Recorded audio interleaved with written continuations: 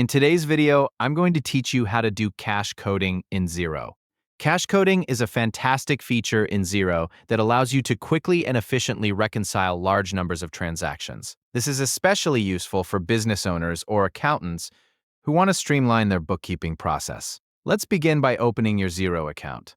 Once you're logged in, you'll find yourself on the Xero dashboard. From here, direct your attention to the top menu where you'll see the Accounting tab.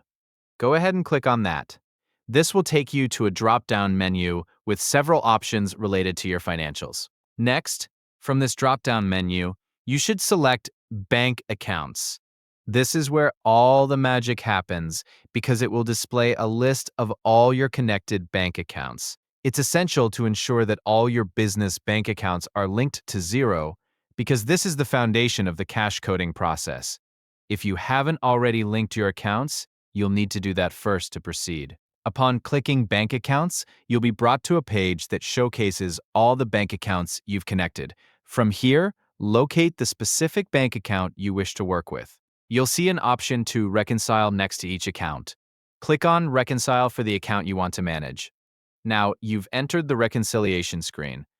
At the top of this page, you'll notice several tabs. The one we're interested in today is Cache Coding. So go ahead and click that tab. Cache coding is designed to allow you to input multiple transactions quickly by entering the necessary details in a spreadsheet-like format. Once you're in the Cache Coding tab, you'll see a list of transactions that need to be coded. The beauty of this feature is its simplicity and efficiency.